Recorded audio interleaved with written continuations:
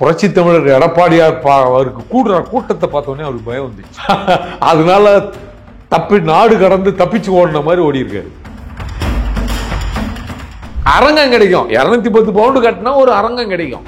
அதில் ராமசாமி நாயக்கர் படத்தை வச்சு திறக்க போறாரு. அதுதான் இவருடைய திட்டம். ஆனா இங்க இருக்கிற திமுக காரங்க என்ன பண்ணாங்கன்னா, என்னமோ ஆக்ஸ்போர்டை கூப்பிட்ட மாதிரியும் இவருக்கு என்னமோ பெரிய இது நடத்துன மாதிரி, அதெல்லாம் சும்மா யாரும் நம்பக்கூடாது. இது திமுக தேர்தல் அறிக்கை மாதிரி. இதுலயும் ஒரு பொய். திமுக பண்ண பீ தண்ணி கலந்துருக்காங்க, அது தெரியுமா? திராவிட மாடல் ஆட்சியில் RSS கலக்கல. RSS ஆட்சி செய்யற மாநிலத்தில் கலக்கல. யார் ஆட்சி செய்யற மாநிலத்தில் பீ தண்ணி கலந்தாங்க? பட்டியல் சமூக மக்கள் குடிக்கிற தண்ணியில எந்த நாட்டு உலக யுத்தம் நடக்கிற எந்த நாட்டிலையும், தண்ணியில் இந்த மாதிரி ஒரு செயல் ஒரு மனுஷன் செய்வானா? திராவிட மாடல் ஆட்சியை போல் மட்டமானது உலகில் எதுவுமே இல்லை. நீங்க எத்தனை மருத்துவக் கல்லூரி கொண்டு வந்திருக்கீங்க இந்த ஆட்சியில? தலை சிறந்த மாநிலம் அப்படின்னா போதைப் பொருள் நடமாட்டத்தில் தலை சிறந்த மாநிலம். இந்தியா மாநிலங்களிலே அதிகமாக கடன் வாங்குவதில் தலை சிறந்த மாநிலம். இது 2 தான். இப்போ விஜய் என்பவர் ஒரு நடிகர், அவருக்கு கூட்டம் கூடுது. ஆனா புரட்சி தமிழருக்கு அப்படி இல்லையே. புரட்சி தமிழருக்கு தானா கூடுது, எழுச்சி கூட்டம் எல்லாம் கூடுது. நடிகர்கள் கூட்டம் கூடுறது நியாயம் இல்லையா? பார்க்கறதுக்காக நடிகருக்கு பார்ப்பாங்க, எம்ஜிஆருக்கு பார்த்தாங்க. ஆனா இவர் அதையும் தாண்டி இல்லை. ஒரு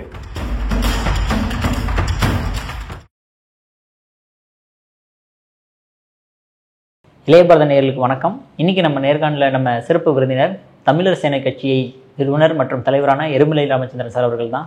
சார் வணக்கம் சார். வணக்கம் சார். என்ன சார், எடப்பாடி பழனிசாமி அவர்கள் ஏதோ சுற்றுப்பயணம் போயிட்டு இருக்காரு.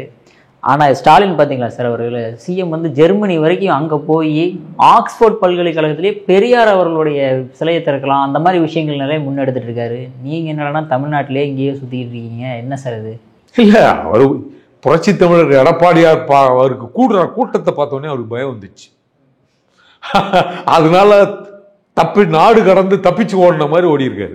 இது இவர் நிதியை திரட்ட ஈர்க்க போனாரா, அல்லது இவர் சம்பாதிச்ச நிதியை அங்கெல்லாம் இன்வெஸ்ட்மெண்ட் பண்ண போயிருக்காரா அப்படின்ற ஐயம் பொதுமக்களுக்கு இருக்கு. ஏன்னா ஒரு முறை போல கிட்டத்தட்ட இது 4வது பயணம்னு நினைக்கிறேன். உலக நாடு ஃபுல்லாக போகிறாரு. இது வரைக்கும் எத்தனை 1000 கோடி இங்கே எடுத்துகிட்டு வந்திருக்கோம். வெள்ளை அறிக்கை கொடுக்கணும். 1 ஆக்ஸ்போர்டு பல்கலைக்கழகத்தில் ராமசாமி நாயக்கருக்கு படம் திறக்கணும்னு நம்ம அந்த பல்கலைக்கழகமே இவரை கூட்ட மாதிரியும் விருந்தினரா. அது எவ்வளோ பெருசு, உலக புகழ்பெற்ற நிறுவனம் இவரை கூப்பிடுமா? பொய். கூப்பிடவே இல்லைங்களா? கூப்பிடல. அங்க 210 பவுண்டு பணம் கொடுத்தா அங்க இருக்கிற அரங்கம் கிடைக்கும். என்ன சார், பெரியாருக்கு மினி ஆல் மாதிரி யுனெஸ்கோ அவார்டு கொடுத்த மாதிரி, பெரியாருக்கு யுனெஸ்கோ அவார்டு கொடுத்த மாதிரி இல்ல, அரங்கம் கிடைக்கும். 210 பவுண்டு கட்டினா ஒரு அரங்கம் கிடைக்கும். அதில் ராமசாமி நாயக்கர் படத்தை வச்சு திறக்க போறாரு. அதுதான் இவருடைய திட்டம். ஆனா இங்க இருக்கிற திமுக காரங்க என்ன பண்ணாங்கன்னா, என்னமோ ஆக்ஸ்போர்டை கூப்பிட்ட மாதிரியும் இவருக்கு என்னமோ பெரிய இது நடத்துன மாதிரியும், அதெல்லாம் சும்மா யாரும் நம்பக்கூடாது. இது திமுக தேர்தல் அறிக்கை மாதிரி. இதுலேயும் ஒரு பொய். ராமசாமி நாயக்கருடைய புகைப்படத்தை வச்சு திறக்கிறதுக்கு அவருக்கு என்ன அருகதை இருக்கு, அது சொல்லுங்க பார்ப்போம். நான் இப்படி பேசுறேன்னு நினைக்காதீங்க. அவருடைய கொள்கை என்ன? பெண்கள் தாலியா இருக்கணும் இல்லையா? அவங்க முதல்வர் குடும்பத்தில் எத்தனை பேர் தாலி அறுத்திருக்காங்க சொல்லணுமா இல்லையா? இல்லை, நான் இது தப்பா சொல்லலை. நான் ஒரு பெண்களை கொச்சப்படுத்துறதுக்காக இதை பேசல. அவருடைய கொள்கை, ராமசாமி நாயக்கருடைய கொள்கை இல்லையா? தாலி இருக்கணும், கருப்பை எடுக்கணும், இதெல்லாம் இருக்கு. இதெல்லாம் படிச்சா, அவர் படிச்சிருந்தார். இப்போ மறைஞ்ச கருணாநிதி அவர்களுடைய புகைப்படத்தை திறக்கிறன்னா கூட ஒரு தந்தை இப்போ மெரினா கடல்ல பேனா வைக்கிற கதையா இதுலேயும் நம்ம ஏற்றுட்டு போடலாம் இல்லையா? ஏற்றுட்டு போகலாம். ஆனால் அவருடைய மண் பெரியார் மண்ணுன்னு நம்ம சொல்கிறோம், ராமசாமி நாயக்கர் மண்ணுன்னா அப்போ அதை புரிஞ்சிருக்கணும்ல, அவருடைய கருத்தில் படிச்சிருக்கணும்ல. தமிழர் தலைவர்னு சாமி சிதம்பரனார் எழுதிய நூலை அவர் வாசிச்சிருக்கணும்ல. வாசிச்சு இருந்தாருன்னா இவர் அங்கே போய் பல்கலைக்கழகத்தில் போய் அவருடைய படத்தை திறக்க மாட்டார்ல. அப்போ அவங்க குடும்ப நபர்களும் யாரும் கருப்பை எடுக்கல, யாரும் தாலி எடுக்கல. இது அவருடைய மண் இல்லை. அவர் ஏதோ ஈரோட்டில் வாழ்ந்தாருன்றதுனால இந்த தமிழ்நாடே அவருடைய மண் இல்லை. இங்கே தமிழர்கள் இருக்கிறாங்க.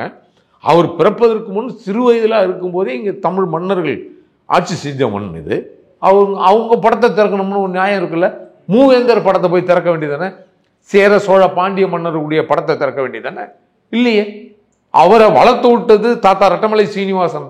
தெரியுமா? தாத்தா ரெட்டமலை சீனிவாசன் வளர்த்து விட்டாரு. அவரை மாதிரி அவங்களுடைய வளர்த்து விட்டாங்கல்ல, அவங்களுடைய படத்தை திறக்கணும். அதெல்லாம் இவர் செய்ய மாட்டாரு. இவருடைய படத்தை தூக்கிட்டு போறாரு. இது மக்களை ஏமாத்துறது. இவங்க நிதியை திரட்ட போகவில்லை.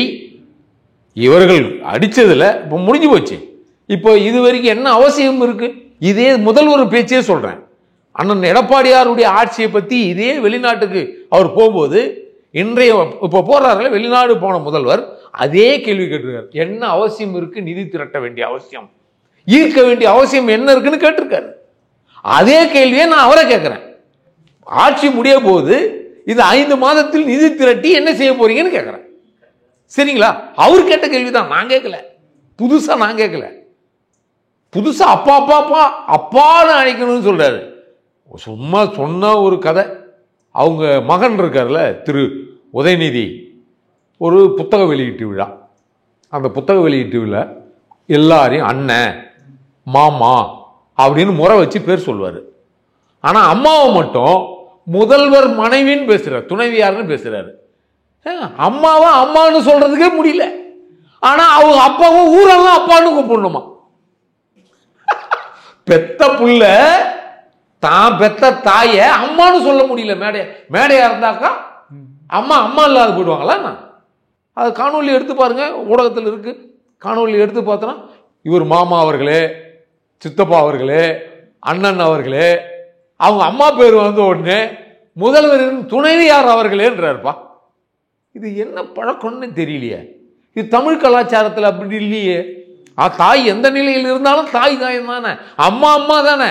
ஆனா முதல்வர் மனைவி அப்படின்னு சொல்லுவாங்களா? இது என்ன புது பழக்கம்? இது யாருக்கு சொல்லி கொடுக்குறாங்க இந்த கலாச்சாரத்துன்னே தெரியல. Okay sir. அதே மாதிரி இப்போ எடப்பாடி பழனிசாமி அவரோட எழுச்சி பயணம், இதனால அவர் பயந்துட்டு ஃபாரின்லாம் போறான்னு சொல்றாரு. அந்த அளவுக்கு என்ன சார் எழுச்சி பயணத்தில் அவர் பண்ணியிருக்காரு? இல்ல, மக்கள் கூடுது. நீங்க சினிமாக்காரங்களுக்கு ஒரு கூட்டம் கூடும் இயற்கையா. ஆனா அந்த காலத்துல ஊடகங்கள் வராத காலத்துல, தொலைக்காட்சி பெட்டி வராத காலத்துல, வானொலி அந்த நேரத்தில், வானொலி மட்டுமே இருந்த நேரத்தில் அறிஞர் அண்ணா போன்றவர்கள்லாம் பேசுவாங்க, மேடை பேச்சு கேட்பாங்க. அந்த நேரத்தில் பொழுதுபோக்குன்னா தெருக்கூத்து பார்ப்பாங்க, அவ்வளோதான். தெருக்கூத்து பார்ப்பாங்க, இது மாதிரி பழங்கால கலைகள் இது மாதிரி செய்வாங்க. அப்போ ஒரு கூட்டம் கூடும். அண்ணா வராருன்னா ஒரு கூட்டம் கூடும். நடிகர்னு எம்ஜிஆர் அரசியல் வரும்போது ஒரு கூட்டம் கூடும். அப்போ கூடும். ஆனால் முதல் முறையா, எனக்கு நான் பார்த்த வரைக்கும் முதல் முறையா ஒரு தமிழருக்கு இவ்வளோ பெரிய கூட்டம் கூடுறது என்பது இதுவே முதல் முறை. இவ்வளோ பெரிய கூட்டம், கண்ணு கட்டின தூரம் கூட்டம், கட்டுக்கடங்காத கூட்டம். இவர் தான் ஆண்ட முதல்வர்களே தமிழ் இன உணர்வான முதல்வர். ஏன்னா அவர் தமிழ் தேசியம் அப்படியே கையில் வச்சிருக்காரு அண்ணன் எடப்பாடியார். நான் அவரை புகழ்ச்சிக்காக சொல்லலை. அப்படி விவசாயம் அவர் பண்ண சாதனைகள் இருக்குல்ல, நிறைய பண்ணியிருக்காரு. அதனால அந்த பொற்காலம் இன்னைக்கு 10வது கொரோனா நேரத்தில் 10வது பாஸ் பண்ணல, கல்லூரியில் பாஸ் பண்ணலன்னா எத்தனை பேர் ஃபெயில் ஆகிருப்பாங்க தெரியுமா? மாணவர்கள், தமிழக மாணவர்கள் மீது அவ்வளோ பெரிய கரிசனம் வச்சிருந்தார் கொரோனா நேரத்தில். அப்படியே இதே ஆட்சி திராவிட மாடல் ஆட்சியாக இருந்தால் கொரோனாவில் எத்தனை பேர் இறந்துருப்பாங்க தெரியுமா? எத்தனை மாணவிகள் பாதிக்கப்பட்டிருப்பாங்க தெரியுமா? ஆதி திராவிட நலத்துறை பள்ளிகளை கூட இவங்க அரசு பள்ளியில் சேர்க்கறது, அது போராடி பெற்றது. MC ராஜா போன்றவர்களும் போராடி பெற்றது ஆதி திராவிட மாணவர்கள் படிக்கணும்னு. அதையெல்லாம் சர்வசாதாரணமாக பள்ளி கல்வித்துறையில் சேர்க்கணும்ன்ற இந்த புத்தி என்ன புத்தி இது? அது கண்டிக்கத்தக்கது தானே. அப்போ அந்த மாதிரி ஆட்சியை விரட்டணும் அப்படின்னா, குறிப்பா ஆதி திராவிடர் பறையர் என்று சொல்லப்படுற மக்களுக்கும் வெறுப்பு இருக்கு. விவசாயிகளுக்கும் வெறுப்பு இருக்கு, அது அங்க தூய்மை பணியாளர்களுக்கும் வெறுப்பு இருக்கு, அடிநிலையிலிருந்து மேல்நிலையில் இருக்கிற அத்தனை மக்களுக்கும் வெறுப்பு இருக்கு. அதை காப்பாத்துக்கிற அறம் சார்ந்து ஆட்சி நடத்திய புரட்சி தமிழரை இந்த மக்கள் தேடு. அதனால கூட்டம் கூடுது. பணம் கொடுத்து வர வைக்கல, தானா கூட்டம் கூடுது. நடிகரை பார்க்குற மாதிரி கூட்டம் கூடுது, அவருடைய பேச்சை கேட்கறதுக்கு கூட்டம் கூடுது. அதனால எல்லாருக்கும் இப்போ 26 தோத்துறணும் உறுதியாகி போச்சு. அதனால அவங்கவுங்க நிதிகளை எங்கெங்க பதுக்கி வைக்க முடியுமோ அவங்கவுங்க பதுக்கி வைப்பாங்க, ஆட்சியில் சம்பாதி. இதுக்கு பிறகு வரப்போறதே இல்லை, எழுதி வச்சிங்க. இது இந்த ஊடகத்தின் மீது சொல்றேன், 26க்கு பிறகு இப்போ இந்த நடக்கிறது தான் கடைசி ஆட்சி. திராவிட மாடல் ஆட்சி இதுவே கடைசி ஆட்சி. இந்த 4 மாதத்துக்கு முடிஞ்சிச்சுன்னா 26ல அதிமுக ஆட்சி வரும். அதுக்கு பிறகு திமுக என்ற கட்சியே இருக்காது, கரைஞ்சு போகும். ஏன் அப்படின்னா இன்றைக்கு மதுவாலயம் தமிழ் இளைஞர்கள் அத்தனை பேரும் நாசமாகிக் கொண்டிருக்கிறார்கள். கூட்டு பலாத்காரம் நடந்து கொண்டிருக்கிறது. ஏன் கூட்டு பலாத்காரம்? இங்கு போதைப் பொருள் அதிகமாக புழங்குகிறது. இந்த அரசில் பல கோடி கணக்கான பல பேர்களில் இங்க போதைப் பொருள் கிடைக்குது. மெத்துன்றான், இதனவோ சொல்றான், வாயிலே வரல, கேள்விப்படாத பேர்ல எல்லாம் போதைப் பொருள் வருது, டன் கணக்கில் பிடிக்கப்படுது இல்லையா? அப்போ இந்த ஆட்சி இது யாருக்கு உண்டான ஆட்சினா இது நல்லவர்களுக்கு உண்டான ஆட்சி இல்லை, நல்லவர்களுக்கு உண்டான ஆட்சி இல்லை. இது கேடுகட்ட ஆட்சியாக மாறி இருக்கிறது. அதனால் தமிழக மக்கள் இந்த ஆட்சியை அப்புறப்படுத்த வேண்டும் என்று விரும்புகிறார்கள். அதனால் கூட்டம் கூட்டமாக அண்ணன் எடப்பாடி அணிவகுக்கிறார்கள். இதுதான் உண்மை. ஆனால் திருமாவளவன் மற்றும் எதிர்கட்சியினர்லாம் என்ன குற்றச்சாட்டு வைக்கிறாங்கன்னா, ஆர்எஸ்எஸோட கைப்பிடியில் வந்து அதிமுக சிக்கிருச்சு, அவங்க பாதையில் பயணிச்சுக்கிட்டு இருக்காங்க அதிமுக அப்படின்ற மாதிரி குற்றச்சாட்டு வைக்கிறாங்களே சார். ஆர்எஸ்எஸ் பின்னணியா? போன முறை தேர்தலில் அண்ணன் பிஜேபி சேர்த்தாரா? சேர்க்கல. யாரோ பேசி பார்த்தாங்க, சேர்க்கவே இல்லை. இன்றைக்கு தேவைப்படுது. அப்போ தீவிரவாதம் என்பது ஆர்எஸ்எஸ் மட்டும் தானா? எல்லாத்துலயும் இருப்பாங்க, இல்லைன்னு சொல்ல முடியுமா? அப்படியெல்லாம் இல்லை. ஆர்எஸ்எஸ் ரொம்ப மோசமானது மாதிரியும் இவர்கள் எல்லாம் ரொம்ப உத்தமர் மாதிரியும் திராவிட மாடல் ஆட்சியை போல் மட்டமானது உலகில் எதுவுமே இல்லை. இவர்கள் ஆர்எஸ்எஸ் என்ற ஒரு பொய்யான பிம்பத்தை இங்கு கட்டி அமைத்துக் கொண்டிருக்கிறார்கள். ஒன்றும் நடக்காது. இத்தனை ஆண்டு காலம் சுதந்திரம் அடைஞ்ச இத்தனை ஆண்டு காலம் ஆர்எஸ்எஸ் என்ன செஞ்சிட்டு இருக்கு? தமிழகத்தில் என்ன செஞ்சிருக்கு? ஏதாவது சொல்ல முடியுமா? திமுக பண்ண பீ தண்ணி கலந்துருக்காங்க, அது தெரியுமா? திராவிட மாடல் ஆட்சியில் ஆர்எஸ்எஸ் கலக்கல. ஆர்எஸ்எஸ் ஆட்சி செய்யற மாநிலத்தில் கலக்கல. யார் ஆட்சி செய்யற மாநிலத்தில் பீ தண்ணி கலந்தாங்க? பட்டியல் சமூக மக்கள் குடிக்கிற தண்ணியில எந்த நாட்டு உலக யுத்தம் நடக்கிற எந்த நாட்டிலையும் தண்ணியில் இந்த மாதிரி ஒரு செயல் ஒரு மனுஷன் செய்வானா? கண்டுபிடிக்காத பல நாள் இருப்பானா? பட்டியல் சமூக தலைவர், உயர்ந்த தலைவர், சமத்துவம் பேசுறான்றதுனால படுகொலை செய்யப்படும் போது இங்க சென்னையில் படுகொலை நடந்துச்சு, சட்டம் ஒழுங்கா இருந்திருந்தா படுகொலை நடந்திருக்குமா? திரு ஆம்ஸ்டாங் படுகொலை நடந்திருக்குமா? சொல்லுங்க. என்ன செஞ்சிருக்கு ஆர்எஸ்எஸ்? ஆர்எஸ்எஸ் என்ற வார்த்தை எத்தனை பேருக்கு தெரியும்? தெரியுமா? யாருக்காவது தெரியுமா? கொஞ்சம் பேருக்கு தானே ஆர்எஸ்எஸ் என்றதே தெரியும். இந்த பாமர மக்களுக்கு எத்தனைக்கும் தெரியுமா? விவசாயிகள் அத்தனை பேருக்கும் தெரியுமா? தூய்மை பணியாளர்கள் தெரியுமா? இன்றைக்கு விலைவாசி உயர்வு ஏறி இருக்கு, எல்லாம் ஏறி போச்சு. மின்சார கட்டணமா ஏறி போச்சு, வரி ஏறி போச்சு, குப்பைக்கு வரி, எல்லாத்துக்கும் வரி, மின்சார தடை, வரி ஏத்தந்து மட்டும் இல்ல, மின்சார தடை அதிகமாக இருக்க. இதுக்கெல்லாம் போராட்டம் பண்ணல இந்த கம்யூனிஸ்டுக்காரங்களும் இவங்கெல்லாம் கூட்டணி கட்சிக்காரங்க. ஈழத்தில் தமிழர்களை கொத்து கொத்தாய் கொன்று குவித்த காங்கிரஸோட கூட்டணி வைக்கிறது நியாயமா? ஆர்எஸ்எஸ் பத்தி ஆர்எஸ்எஸ் தமிழர்களை கொன்று குவிச்சிச்சு, கொத்து கொத்தா சிங்கள பௌத்த பேரினவாதம்னா கொன்று குவிச்சிச்சு. அதுக்கு துணை போனது காங்கிரஸ் வச்சு, காங்கிரஸோட கூட்டணி வச்சிருக்காங்க. என்ன நியாயம்? நியாயத்தை பேச சொல்லுங்க. இல்ல விவாதம்னா என்கிட்ட வாங்க பேசுவோம். ஆர்எஸ்எஸ் என்ன செஞ்சிருக்குன்னு சொல்லுங்க, தமிழ்நாட்டில் சொல்லுங்க.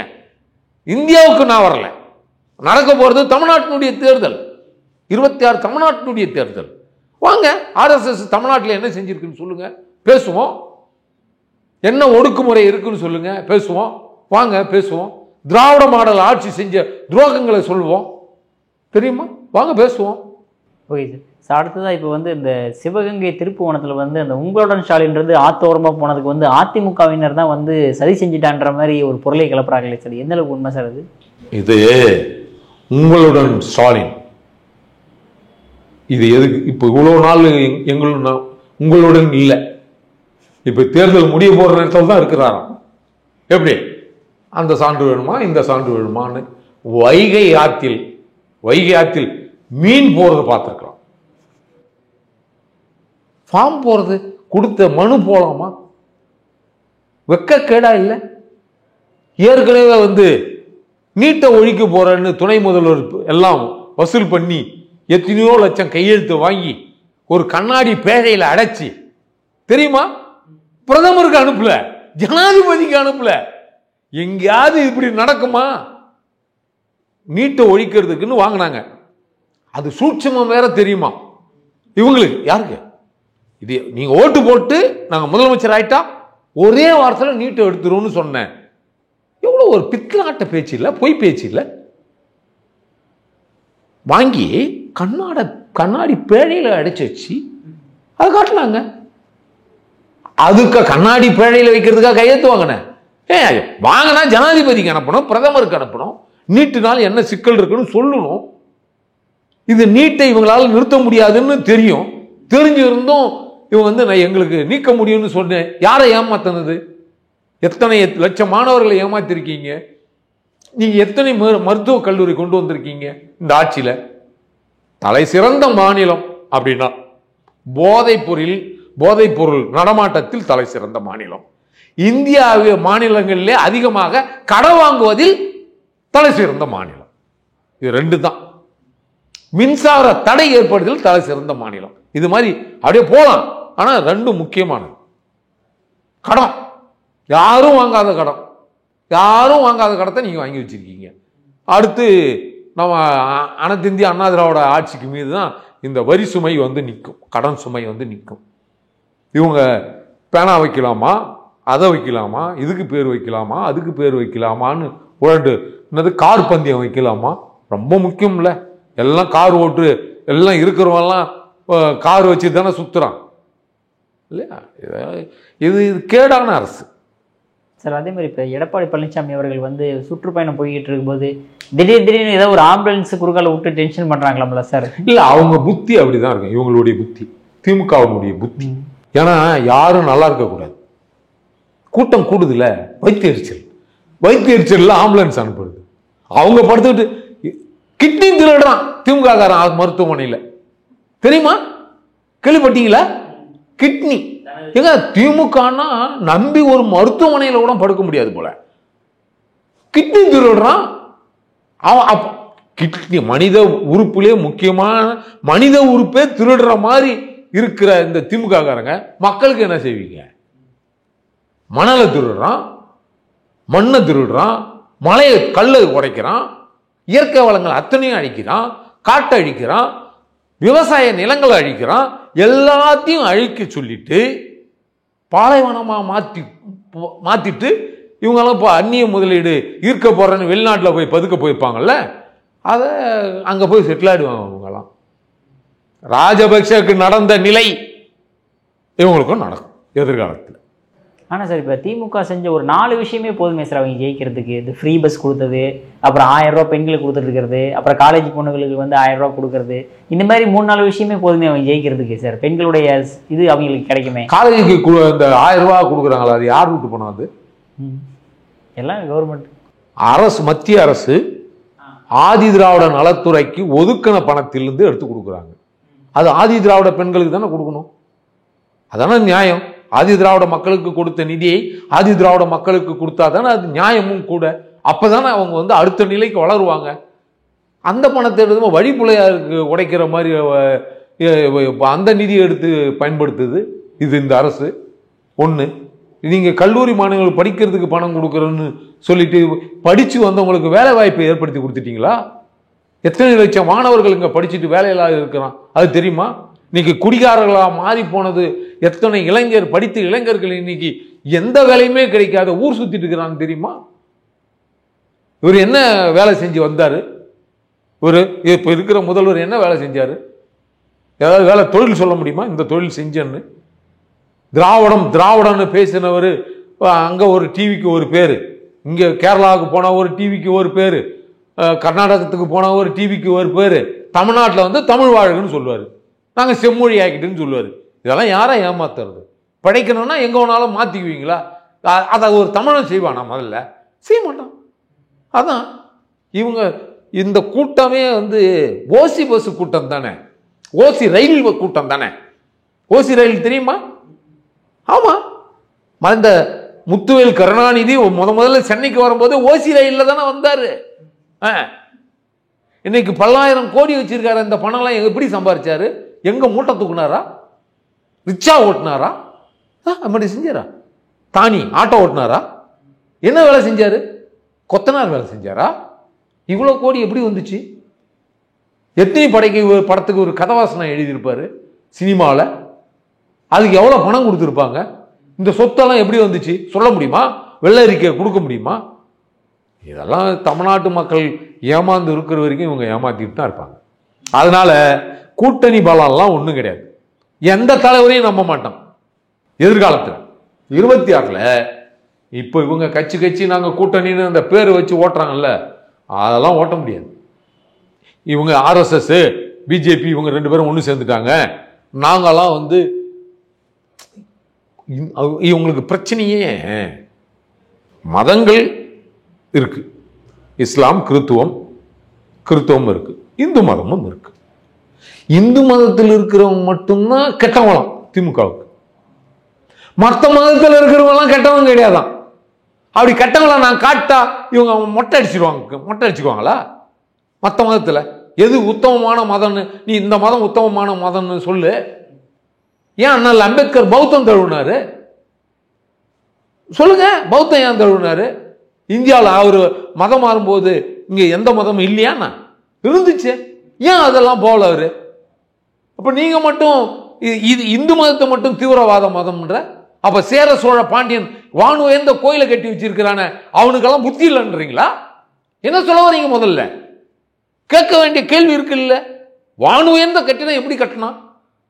அவன் வீட்டை சின்னதாக கட்டிக்கிட்டு வானு எந்த கோபுரதங்களை கட்டினானே, எதை கட்டினா? அப்போ அவங்களெல்லாம் கொச்சைப்படுத்துகிறாங்க இவங்கெல்லாம், தெரியுமா? அன்னைக்கு TR பால் பேசுறாரு, 1000 வருஷம் கோயிலை கூட நான் இடிச்சேன் அப்படின்னா எவ்வளோ ஆணவ பேச்சு இல்லையா? அந்த மாதிரி போய் மற்ற மார்க்கங்களுடைய இதை இடிப்பியா? உடைக்க முடியுமா உன்னால? நீ உடைச்சிட்டு நீ சும்மா இருந்துருவியா? வீட்டில் நிம்மதியாக தூங்குவியா முதல்ல? ஏன்னா இங்கு இருக்கிற இந்து சாதியா பிரிஞ்சு இருக்கிறான். அதனால எந்த கோயில் இடிச்சாலும் நம்மளை அவனும் கேட்க மாட்டான், அவன் கோயில் தானே, அவன் மட்டும்தானே உள்ள இருக்கிறான்னு ஒரு எண்ணத்துல TR பாலு போன்றவர்கள்லாம் இந்த வேலையை பார்க்குறாங்க. Okay sir. ஆனால் இப்போ விஜய் அவர்களுமே வந்து அதிமுகவை இத்தனை நாள் வந்து எந்தையுமே வந்து அட்டாக் பண்ணது கிடையாது, கிரிட்டிசைஸ் பண்ண கிடையாது. இப்போ திடீர்னு மாநாடு நடக்கும்போது வந்து எப்படி இருந்து எம்ஜிஆர் இருக்கும்போது அதிமுக எப்படி இருந்தது, இப்போ எப்படி இருக்குது பாருங்க அப்படின்ற மாதிரி. எதுக்கு சார் அதிமுக இப்போ திடீர்னு வம்புகளுக்காரு? இல்லை, அவரு முதல்ல வரணும்ல. தேர்தலை சந்திச்சுட்டு பிறகு அவர் பேசுறத பேசுங்க. தேர்தலை சந்திக்காம நீங்க ஆத்துல முழுகி இழந்தவங்களுக்கு தான் ஆத்தினுடைய ஆழம் தெரியும்.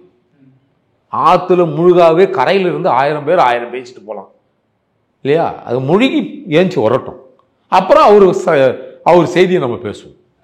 ஆனால் சார் அதான் சார் அவர் சொல்றது என்னன்னா, எம்ஜிஆர் இந்த கட்சி இப்போ அதிமுக வந்து எடப்பாடி பழனிசாமி அவர்கள்ட்ட ரொம்ப தோண்டு போச்சு, ரொம்ப தொண்டர்களாக ரொம்ப இதாக இருக்காங்களே அப்படின்ற மாதிரி குற்றச்சாட்டு வைக்கும்போது அது எடப்பாடி பழனிசாமி அவர்களுமே பதில் சொல்ல ஆரம்பிச்சிட்டார்ல சார்.